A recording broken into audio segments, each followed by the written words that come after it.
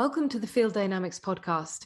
We're here to facilitate inspiring dialogues about the nature of consciousness across disciplines, communities, and practitioners, all with a holistic perspective. From energy healing to somatic therapies, from neuroscience to meditation, we believe the most interesting things happen at the boundaries of disciplines. I'm Christabel. And I'm Keith. Thanks for joining us today and enjoy the episode.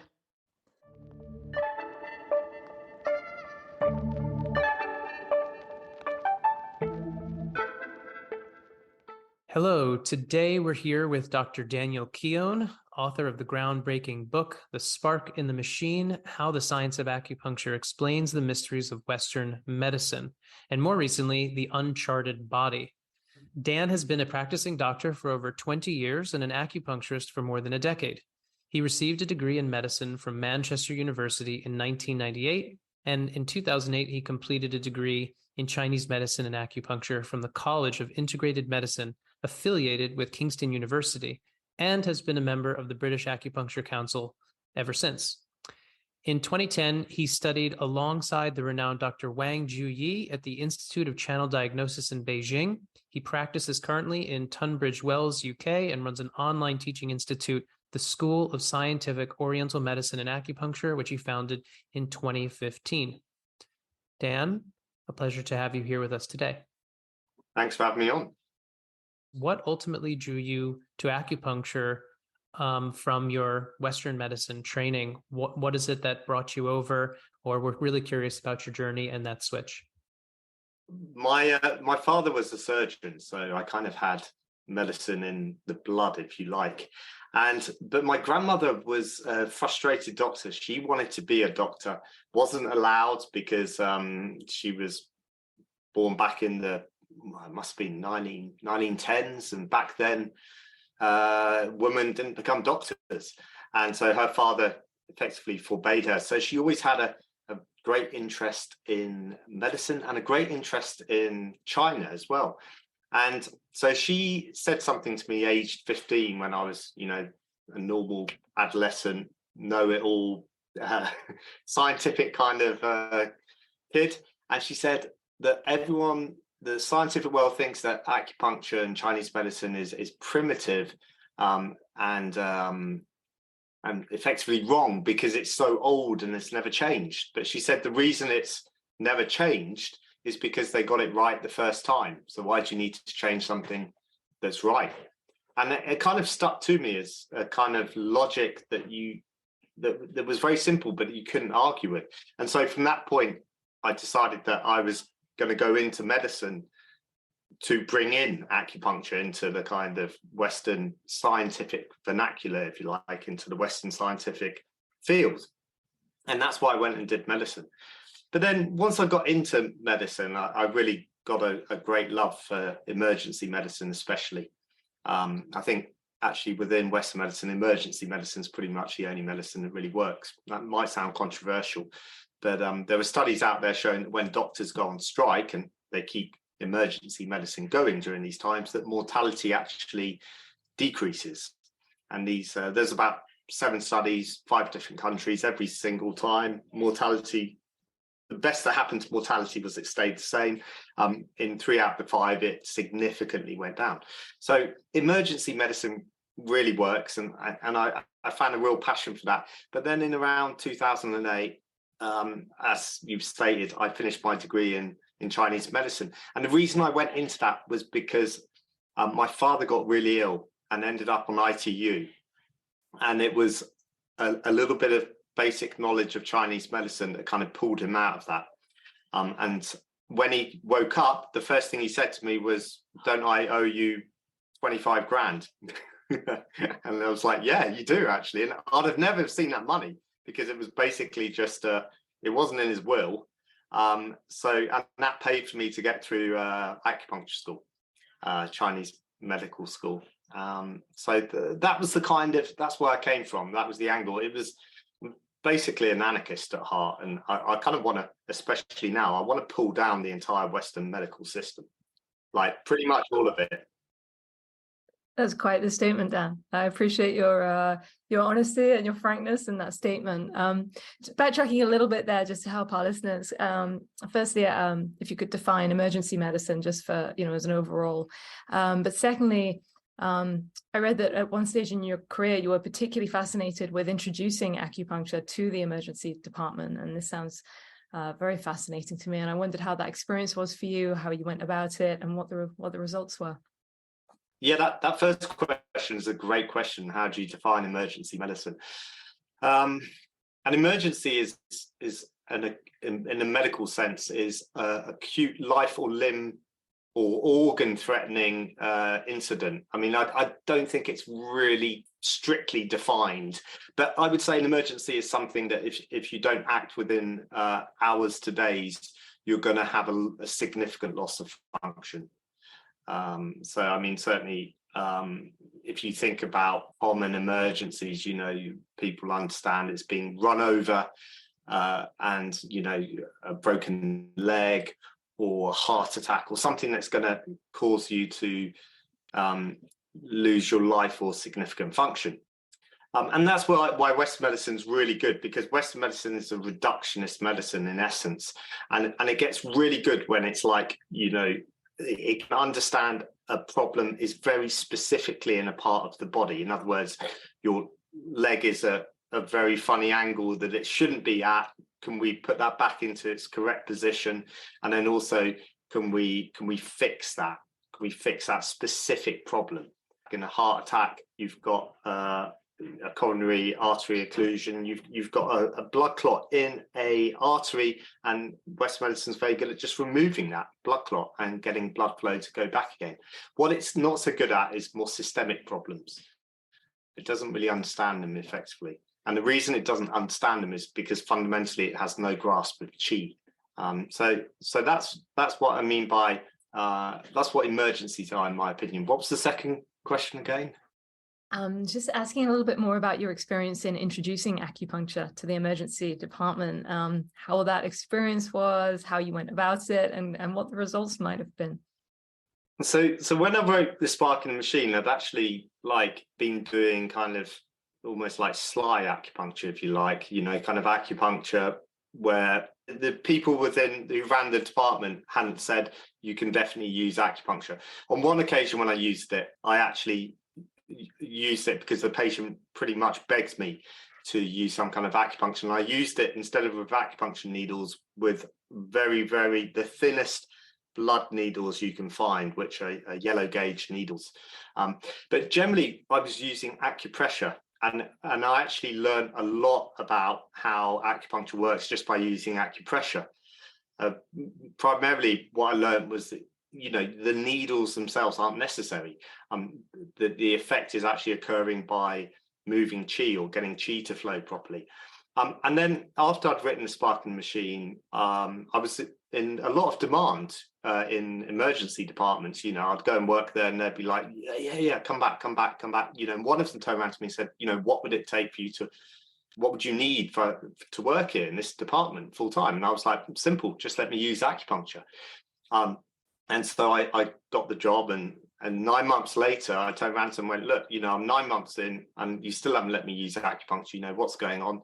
And they said, I'll tell you what, why don't you use it once a month as a trial with in the morning when people come in with back pain. So I was like, right, okay, so I might end up using it on one patient a month, it's ridiculous. So I left that job. And then another job, the similar thing happened, although slightly different in that they were they had much more integrity about it, because they did let me use acupuncture in this next job. But then they got the heebie-jeebies about it, because they said, look, if something happens, we don't know anything about what you're doing, and we wouldn't be able to defend you. And they were being really honest. They said, look, we couldn't defend you.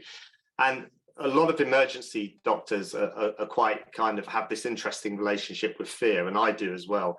And I could see that potentially there was this big problem that could emerge where basically I treated someone with acupuncture. It might have even been successful, no problems, but then they turned around in the future and claimed in some way that what I'd done had a negative outcome.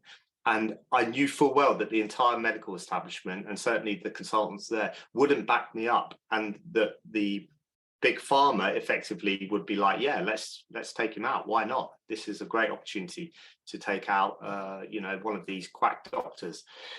So actually I was like, yeah, okay, you're kind of right. I shouldn't be using it in this current system. And then shortly after that, I just left Western medicine full stop, because I just realized it was just so broken. So you just used the word quack. And so I'm really curious, in the world of quackery or pseudoscience, what is it you say to people who want you to prove or explain how is it that you know that acupuncture is working? Yeah, I mean, like I said before, I went into acupuncture on faith. There was definitely faith. I kind of went, okay, this medicine's been around 2,000 years old. It's unchanged. It's going to be around in 2,000 years in the future. Yeah.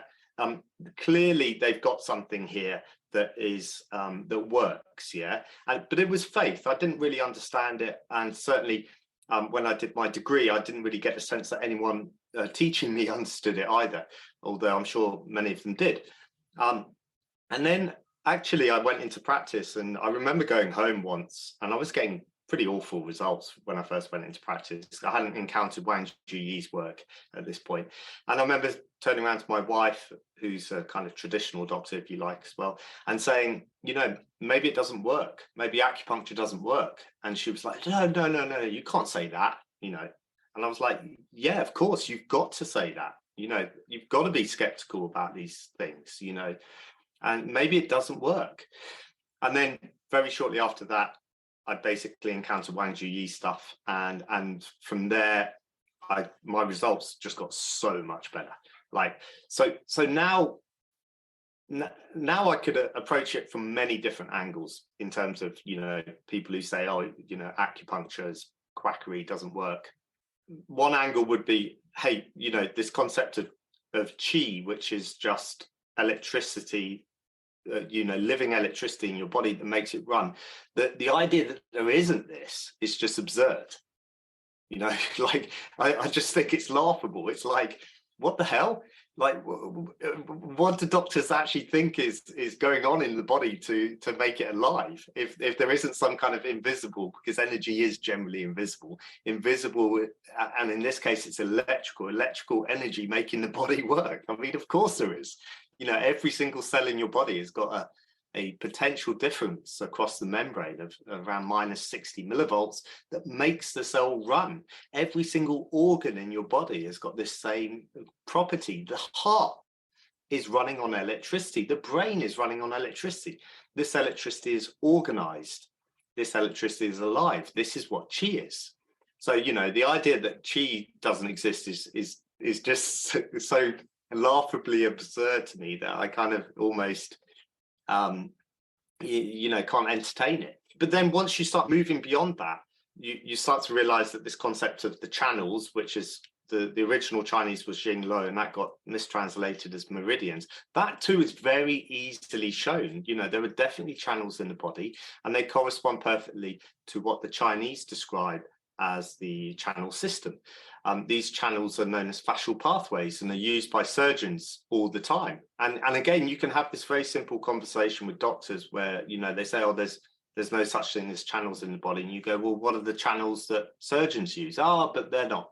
They're not. Nothing flows in them. Yes, it does. Lymph definitely flows within these channels, and also the body electricity, the living electricity, the qi flows in them as well. But that's not quite as easy to show as the fact that lymph does. And then on a practical level, the results I get are just like, are incredible. As a doctor, I'm saying, yeah, not as necessarily an acupuncturist, but as a doctor, I look at these results and I'm just like, this is, as a doctor, I'm just like, this is incredible. You get people better. In Western medicine, you would just go, there's nothing we can do. And this is routine. Routinely, you get people better. And it's not through any kind of, magic or quackery or anything like that. It's kind of electrical engineering for the body. So the body has this electricity running in through these channels, and then it can go wrong, and it can go wrong in fairly predictable ways. And then if you basically correct the electrical engineering of the body, then the body goes right again. And because the body wants to be right, because the body wants to be healthy effectively and run correctly, generally once you correct it, it runs smoothly again. So it can be approached, the question of, like, you know, does acupuncture work, can be approached on many different levels, and all of them, the answer is categorically yes. In fact, like, to me, it's like, not only does it work, it should be the first line therapy within all the hospitals of the world, for good reasons. The good reasons being it's incredibly safe, it's incredibly cheap, it's very effective, and you can train people relatively cheaply to use it.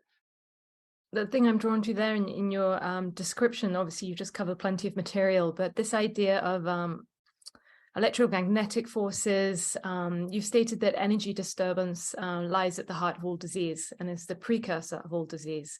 And in relationship to what you've just been sharing, just to expand a little bit more on that, could you possibly talk a little about how, from your perspective, these electrical disturbances or these energy disturbances do lead to disease from your perspective and model? Yeah, I mean, that's a big question. You kind of, that could be like what is described as what is pathology. The use of the word chi is important, because when we start to describe what chi is, it's this living electrical force in the body that flows in channels that, you know, keeps the body alive, it organizes the body. It becomes a bit of a mouthful, and effectively we're going to use the word chi as a shorthand for this understanding. Now, the nice thing about the classics of Chinese medicine is they pretty much described pretty accurately what's going on in the body, and they've also described pretty accurately what's going wrong with chi. And chi effectively is like water, and electricity is also flows like water as well, hence why electricity flows in a current and generates power as it moves. And what happens with chi is it can get too weak, it can go backwards, it can get stuck. Getting stuck especially is a big problem. And when it gets stuck, it will cause pain. And this is in the same way that if you apply an electrical shock to somebody, that will cause pain as well. The pain that you get from stuck chi is basically the same physiology that's going on as when you apply an electrical shock and get pain. In this case, it's static electricity. But it can also be too weak, and it can also go backwards as well. And then what you do in terms of the working out what's going on in the body is there are these 6 divisions of the body, which then move into the 12 channels. And these 6 divisions are effectively very primitive embryological divisions of the body. Anybody out there who knows a little bit about embryology probably is aware that there are 3 well-known divisions of the body, which are endoderm, ectoderm, and mesoderm. Then you've got these 6 divisions, and you've got this simple understanding of what chi does. And basically then you can just look at the symptoms the patient's giving you and try and work out which division that's in, and then what the chi's doing within that division. And then you move on from that by trying to correct the chi flow in the division. And that's kind of the basis of a consultation, really, an acupuncture consultation. The thing is, I compare it a lot to chess. It's like chess is a really simple game. You've got, I think, in total something like 7 different pieces. And in total, you've only got 32 pieces on the board, and there's only 64 potential places they can move to. And yet within, you know, probably like 4 or 5 moves, you've got like more potential combinations than there are atoms on Earth or something like that. You know, you get this incredible complexity building from very simple starting positions. And it's the same with the body. Is you can have this very simple model of the body that the Chinese do have. And the wonderful thing about that is that it is necessary in order to deal with the incredible complexity of the body, and it makes that complexity manageable. Really love that, connecting between the simplicity, if you will, with the complexity and how you can connect one system to another.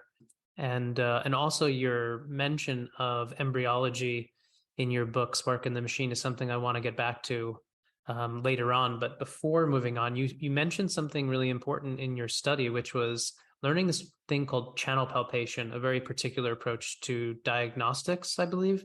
So could you tell us a little bit more about that? Yeah. So as stated, when I went to do my degree in Chinese medicine, I really got the sense that the people teaching me didn't really fully understand what they were teaching. And this isn't something that was unique to my college. I feel this was emblematic of what was going on within the entire profession and even within China as well. So it was encountering Wang Juyi's book that made me think, wow, this guy really knows what he's talking about. And when I went to study with him, the thing that really came across was how simple this was. He just said, look, it's really simple. You've got these channels that connect through to the organs, yeah, and they are the spaces within the body. And as soon as he said this, because I'd spent so much time in doing surgery, not actually doing it, most of the time it was assisting, because I'd be a lousy surgeon. I just don't have the right headspace for doing surgery. You've got to have a very particular mentality. I don't have it. And but I'd spent a lot of time doing surgery, and I intrinsically understood, yes, of course, there were all these massive potential spaces within the body, which is why you can do things like keyhole surgery. And then what he was saying was basically like all of these spaces effectively join up within channels. And then he was saying, well, if you have a problem within an organ, then the pathology can effectively be squeezed out through this channel into the limbs, and you can feel the channel and get an idea of what is going on within the organ. And this just made complete immediate sense to me. Then I took that home and started practicing this, and immediately my results improved. Like, so I think before this, I reckon, you know, when I had that conversation with my wife, I reckon about 1/3 of my patients got better. And 2/3 had no change effectively. Now, I reckon that's pretty close to what I would call placebo acupuncture, or doing nothing effectively, because placebo is a slight misnomer. But I reckon about 1/3 of patients anyway would just kind of get better, and 2/3 would not really change much. But within about a few months of starting practicing this and understanding this, I reckon it was approaching 2/3, which is a very reasonable amount of people to be getting better. I think at 2/3, you're way beyond what Western medicine does, apart from in emergency medicine. And it was because of that very simple understanding that he taught, that allowed me to kind of see these channels. That's why I always use the word channels and not meridians. These channels as just continuations of the organs, which is what they are. And by palpating them, not only do you get a sense of what's going on within the organs, but you also start to open the channels up and allow a better acupuncture practice, because or treatment, because the channels themselves kind of need to be woken up a little bit in order for the needle to enter into the right space. Thanks, Dan. I'd like to clarify a little bit about the way you're talking about these channels. You mentioned a correlation between fascial pathways and meridians. You're talking about feeling the channels and spaces in the body. So how is this to you in relationship to physical and energetic anatomy? What's the correlation? Are you sensing into these with what we might refer to as a higher sense perception? Are they more physicalized to you? Do they cross over? I just love to define a little bit more for the listeners what your experience is of connecting to the chi, connecting to the channels, palpating, and at what dimensional level, for want of a better word, that this is occurring in your experience. Oh, and that's a great question. This is all 100% physical. These are all 100% like I can show you. You can open up any anatomy book. I'll show you where the channels are. The chi itself, yeah, fine. The chi is electrical and effectively a living electrical force that is slightly beyond our comprehension. In the same, it's kind of godlike, mystical. Like, I mean, look, I mean, it's beyond our comprehension in the same way that you explained to me how a single cell, divides and forms a human being. That's beyond our comprehension. It's beyond our comprehension in that way. But what is within our comprehension is how chi flows and how it behaves within pathology. And basically how it flows is it flows through physical channels in the body, in the same way that electricity flows through physical channels in your house or physical channels in electrical transmission systems. And so within our body, these channels are 100% palpable, feelable. They're just planes. I mean, if you tense your forearm muscles, you will see that there's grooves within your forearm muscles. They're channels. They are. If you took a scalpel and opened the skin there and dissected down, you would find that these muscles would cleave apart, and there would be a space between them. In the same way that, if you have a slow cooked piece of lamb or chicken, the muscles kind of fall off. That silky white stuff around the muscles, that's fascia. That's what it is. And between those layers of silk is a potential space. And in that space flows lymphatic fluids as well as chi. And that's what you're feeling for. So what happens in pathology is that because these channels, because the whole body is connected with connective tissue, which is the fascia, then you can get pathology on the inside that the body will want to squeeze to the outside, because it wants to push pathology to the outside of the body to get rid of it. And it will flow down these channels. And basically, sometimes it will get stuck and you'll be able to feel it as lumps or graininess or tightness, which will cause pain. And so, yeah, it's 100%.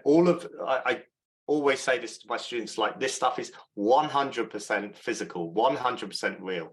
When they talk about the spleen governing transformation and transportation, it 100% does that in the body. It's like everything. There's for instance, there's no problem with, as well as with these ancient Chinese descriptions of what the organs do.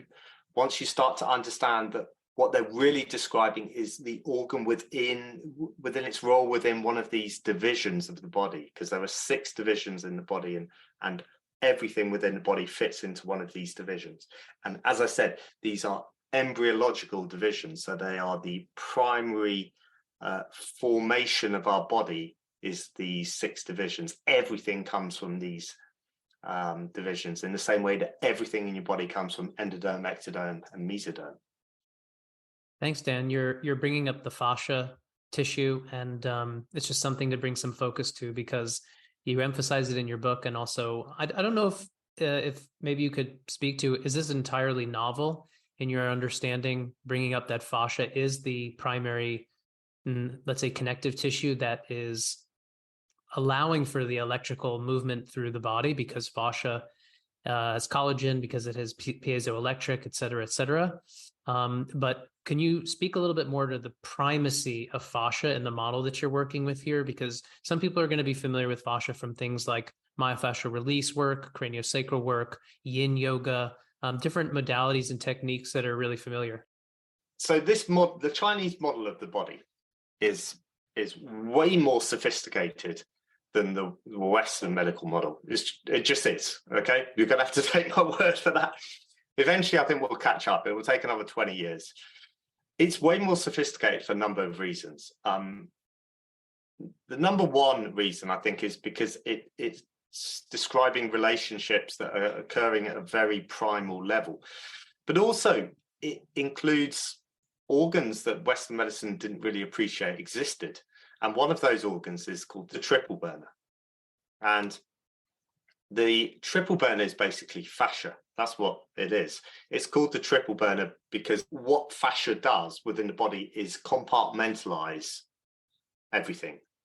So, and within the torso of our body, which is basically where all the important stuff occurs, it compartmentalizes it into three major compartments, which in Western medicine are called the chest, effectively pleural pericardial space, the abdomen, which is the peritoneum, and also the pelvis, which is the retroperitoneum. That's why it's called triple burner. But as well as that, fascia itself generates energy or electricity when you move it, because it contains primarily collagen, and collagen is piezoelectric. So the Chinese call this entire organ of fascia, the triple burner.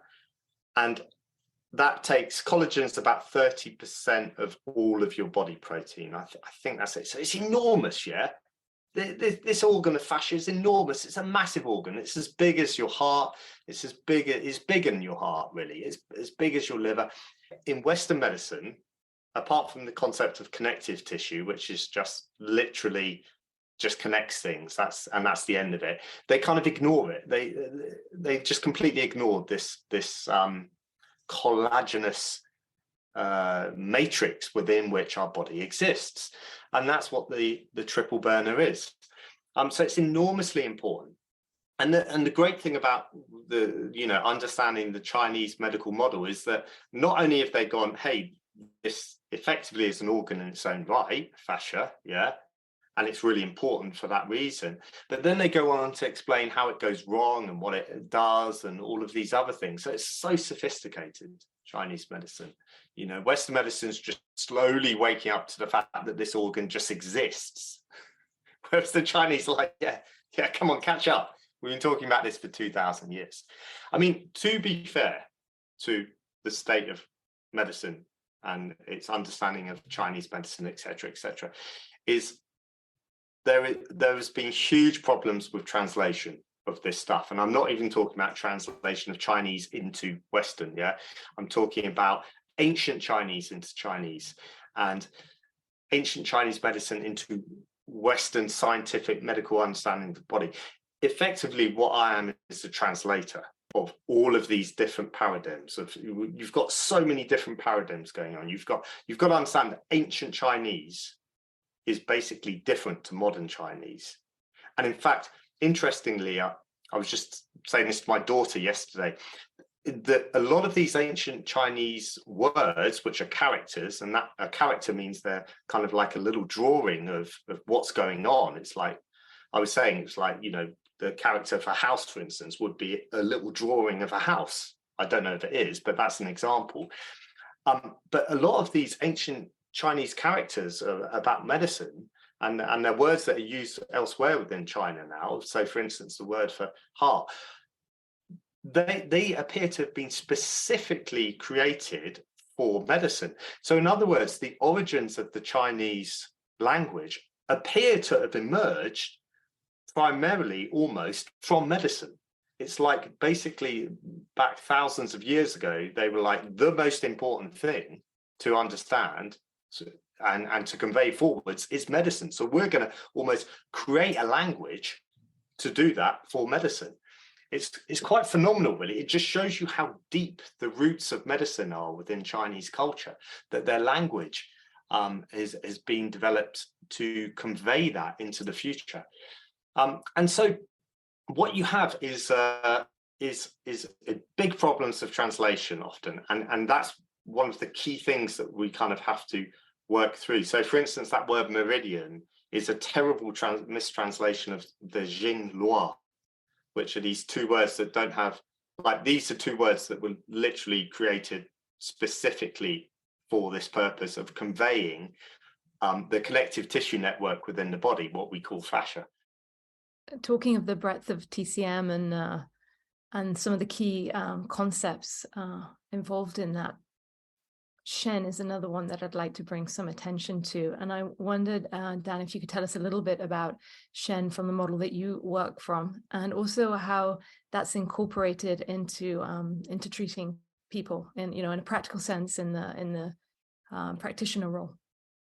Yeah, so by shen, I presume you mean spirit or soul, the what's stored in the heart. It's interesting how you actually define that within the English language, because you have this concept of spirit within the English language, which originates from the Greek spiros, meaning breath, and that suggests an energetic aspect of us that is obviously really important. I would say that the word chi translates best as spirit.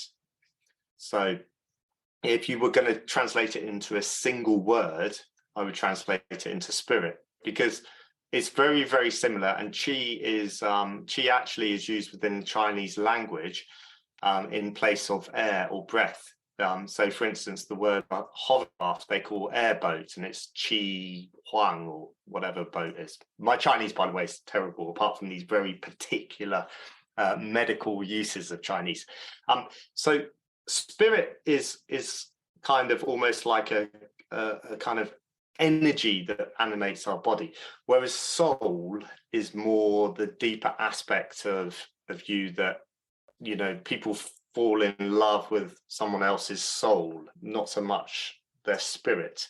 And so shen is more like the soul, and it's held within the heart, and ultimately it's what kind of, I mean, it's another thing like chi, isn't it? It's so difficult to define, you know, what's the soul. And the soul it's very, I mean, it's a bit like chi, it's very difficult to define, but the classics of Chinese medicine talk about it's the shen is, so we'll say shen rather than soul, is the brilliance within which people radiate out into the world, or something along those lines. But you can see it very clearly in people's eyes. So that bright, shiny,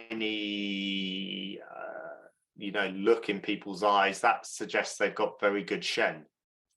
It's the most important thing within medicine, really, shen. I mean, you can, whenever you have people coming even into emergency departments, I was always most concerned about their shen, because that's the thing that's going to keep them alive.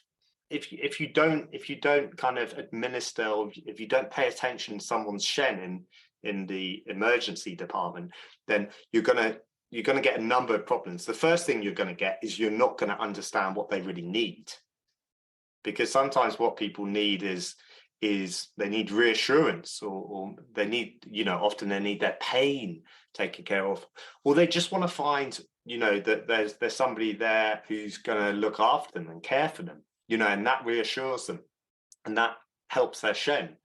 So it's another one of those super big questions. What is the shen? But it's kind of the soul. It's the and then it's like, well, what's the soul? And that's a super big question. It's like, you ask some good questions. They're big questions. So, but you can see it in people. The state, if you really want to get an idea of people's shen, then you just look at their eyes, and if they've got bright eyes that are engaged with the world, then that's kind of where their soul and their shen is kind of coming out into the world. I have a question to switch over to. Really, maybe this would be the theme of the book, Spark in the Machine, which is the connection between acupuncture and embryology. And I know that you could go on and on about this. It's such a big thing, but I'm wondering if you have a kind of a top line way of describing for our listeners. So what's the connection between embryology and acupuncture? Within the science of embryology, you've got one fundamental, unanswerable, enormous mega question, and that is, how does the embryo self-organize? This is like the question. There's no other question in embryology. It's a massive question. It's like, as far as I know, there are at least 2 Nobel Prizes that have been given in the last 100 years to scientists who have got closer to answering that question. Yeah, at least 2. There's probably way more than that. You've got this problem, and that is, it's just mystical. How does a single cell know how to form a human being or any other animal out there? And the answer kind of is, or I don't want to answer this question now because it's unknowable in some ways, but basically what drives this process is qi, or yuan qi specifically. But qi is what basically, when the cell divides and divides again, suddenly you've got like 64 cells and then 128 and then 256. What keeps those cells connected and in communication and knowing what they're supposed to do and knowing what their colleagues are doing is qi. Qi is the energy of communication going between them. In the olden days, they used to talk about morphogenetic fields. Yeah, I don't have a problem with this at all. It kind of fell out of fashion or was somehow discredited. I'm not sure why, because as far as I'm concerned, that's absolutely valid. It's a very good description of what's going on. So in order to explain in how the body organizes itself, the simplest, most accurate explanation is that there is this electrical force, and that this electrical force is qi. And now there are more and more experiments coming out there showing that this is the case. So when I wrote The Spark in the Machine, there weren't actually any experiments that showed that electrical forces are the key driver of morphogenesis, in other words, how our bodies form. Now there are more and more studies showing that this is the case, that it is electrical forces. That's fascinating, Dan. Thanks for sharing a little bit about that. I wonder how the extraordinary vessels fit into this acupuncture embryology model, as you see it. Yes, the extraordinary vessels. So anyone out there who's not an acupuncturist, you've got effectively 6 divisions which encompass the entire body. Yeah? Everything, like I said, these are kind of effectively embryological divisions. And then you've got this other concept of these extraordinary channels that have a relationships almost sitting above these 6 divisions. I feel the extraordinary channels are best dealt with on an individual basis. So there's 8 in total. And I'll just run through them really quickly. Basically, the du-mile governing channel corresponds to the brain and spinal cord. The Renmai corresponds to the remnants of something called the yolk sac, which if you have ever eaten an egg, it's the same yolk sac as in there. We have the same yolk sac in our body. And then the Wei Mai are the very fine connections between cells. The yin and yang Chao Mai are the parasympathetic and the sympathetic system respectively, and especially in the case of the yang Chao Mai, the cerebellum. And then the Dai Mai is the movement of the ectoderm around the endoderm in the embryo, and the Chong Mai is the arterial system below the diaphragm. So as you probably are possibly a little bit lost at this point, and that's kind of part of what I'm saying. These are the extraordinary channels. They're very simple to understand, but they are also quite specific in what they do. Thanks, Dan. I realize this is, it's a deep inquiry into formative channels in the body and their correlations with the Western anatomical understanding. So it's a paradigm shift, effectively, understanding the body. Chinese medicine, it massively simplifies understanding the body, massively, to the point where I could explain the 6 divisions to a 12-year-old, and within about 6 months, not that intensive teaching, their grasp of anatomy and physiology and embryology especially, would probably be more advanced than doctors, because it's so simple. And you can actually, with the 6 divisions, you can make predictions. It's scientific, effectively. It's a scientific, rational, simple model of the body that's very accurate. Now, the 6 divisions, above that sits these extraordinary channels that govern relationships between these 6 divisions in very specific ways. And it is a paradigm shift, though. So as a result, at first, your brain kind of goes, whoa, can't handle with it, sounds really complex, and many people just switch off at that point because they basically aren't flexible enough in their minds to deal with paradigm shifts. But once you get your head around it, then, and the first thing to do is to understand the 6 divisions, the fact that there are just these very, very simple embryological planes within the body within which everything fits, then you can move on to the extraordinary channels. I'm wondering, by extension, as some speculation, we work a lot with the Indian system of Ayurveda and obviously the energy system mapping that comes from that tradition. How do you make a connection, or do you know of a connection between the meridians and the chakras? Chakras, I think, are very simple to understand. They're simply ganglions. So within the 6 divisions, you've got something called Tai Yang.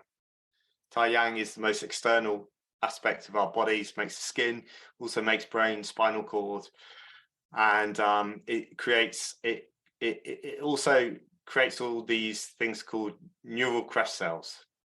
Neural crest cells are the most energetic and interesting cells within our body. Actually, there's a famous, in embryological circles, quote that says the only interesting thing about vertebrates is the neural crest cell. And basically, neural crest cells go in and transform the body in ways that would have, if you believe in evolution, would have taken, millions of years in evolutionary terms. Yeah. But the other thing these cells do is create ganglions. Now, ganglions are like mini brains within our body. So you've got obviously the big brain in your brain. You've got ganglions that control the heart. You've got ganglions in the solar plexus. You've got ganglions that control your reproductive organs, and these correspond, where the big ganglions are in your body correspond perfectly to the chakras. So I think that's what they are. So within the 6 divisions model, that would be under the control primarily of Tai Yang. I have a question following up on what you said right at the beginning. So you're interested in smashing the Western medical model. What is the problem with the Western medical model? Now that we've covered a lot of different things that you are interested in and are doing, really appreciate that you're exploring these connections in a grounded way, and really trying to synthesize lots of bodies of knowledge, and that's no small order. What has been revealed to you over time? Why is it that you're interested in doing such a bang bang smash mash job on the Western medicine model? It's bankrupt on every single level. And I think what's happened the last 3 years has shown that to anyone with their eyes open. It's not just that it's financially bankrupt. It's in fact, actually, I think like 50% of US hospitals are about to go bankrupt. It's morally bankrupt, ethically bankrupt. The entire system is effectively run for profit, not for people's health. And you start to wonder why it's got to this point. And there are various ways that you can transform things. You can do it from bottom up or top down. But I think it's going to have to be from bottom up. So my plan is to start building new hospitals where basically at the front door you're greeted by an acupuncturist, and that is the model of medicine that we use, where basically we use the cheap, safe, effective medicine first, and when that fails, then we move on to the more expensive medicine that has its place. Western medicine has its place, but its place is underneath Chinese medicine. It's a little, that's how I see Western medicine. It fits underneath Chinese medicine as an interesting little adjunct. So, hey, there are these exceptions where basically having a very reductionist model of the body, where you understand a pathology or anatomy very precisely and can correct it, really works. Yeah, that's where it fits. But it needs to be held within this much broader, more sophisticated model of how the body works. Acupuncture is a huge body of knowledge, which we've touched into a little bit today in the time that has been available to us. And I wonder, in your experience as a practitioner, what you think is most often misunderstood about it by the general public, if you will, by those who are not, otherwise connected to the field. Yeah, well, this concept of qi is not we don't really have it within our culture, and so I think that is the thing that people struggle with most. You see, like I said earlier, spirit is almost certainly the same thing as qi, and And it gets quite interesting when you start to understand where the Western ancient Chinese medicine, the Western ancient medicine, which was effectively Greek, came from, because almost certainly it came from China and got changed and transformed and effectively diluted and went wrong. And one of the things that happened was the spirit doesn't really have any. Everyone understands spirit at a kind of deep level. We all understand what it is. Oh, you know, I always think of that great scene in Life of Brian where it might be Pontius Pilate, or turns around and goes, "Oh, the boy has spirit." You know, so we all know what spirit is, but the difference is with qi that it's this kind of technical term for what's going on. It's very technical. And that's what people in the West don't understand, that the spirit has this kind of lots of qualities about it, or qi. It's lots of qualities that can be manipulated and transformed, and by doing this, you can get healthy. And where most people in the West are living within this idea that there is, the body is just this lump of matter, that it's not animated by energy, which is complete, as I said at the beginning, it's bizarre, nonsensical, ridiculous, but they do, because that's the kind of paradigm that they've been taught, and that's how doctors think as well, that we're just this lump of material, somehow this lump of material, living matters moving through time and space, but it's qi that's moving it through time and space. And so that I think is why people in the West struggle with acupuncture. And so that's the most important thing to teach people, really, what qi is and how qi works. That's a beautiful message to start to bring things to a close on. You've spoken a little bit about your vision for the future, ideas of how an ideal paradigm might look. I wonder for you next professionally, if there's anything you're aiming towards, any ambitions, any stones unturned. So, like I said, I did the degree in acupuncture, wasn't really happy with the results I was getting, went to Wangju Yi, suddenly went, okay, right, this is how it works. And now I've spent the last 10 years just kind of getting better at what I do. And I kind of feel now that I'm at a point where I'm pretty close realistically to being as I don't want to say as good as I can be, but I'm pretty happy with my results now. So now I want to teach other people. So what I'm planning to do is, or in fact, what I do is I teach students, I teach them in this very simple understanding so they can go out and practice. And I want to start a hospital where these students are actually just seeing patients. And the plan is that the students effectively, in the short term, actually kind of pay for the hospital, and the patients can then be treated very cheaply. Now, even in the medium term, hopefully it gets to the point where the students barely will have to pay anything for the hospital, because this medicine is so cheap.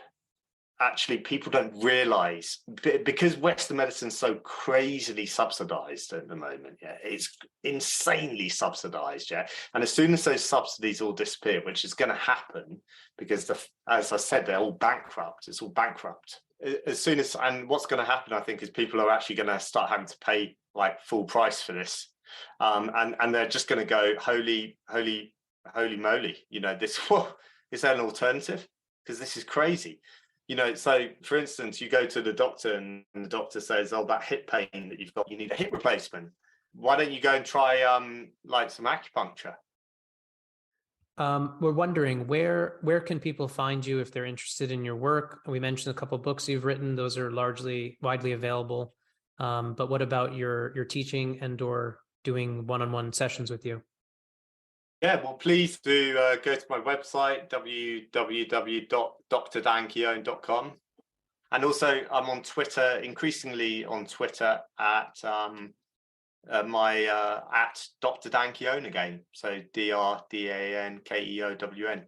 And hopefully, I'll get more and more of a presence on Twitter, because it looks like it should be quite a good platform going forwards for doing things like little videos and such like.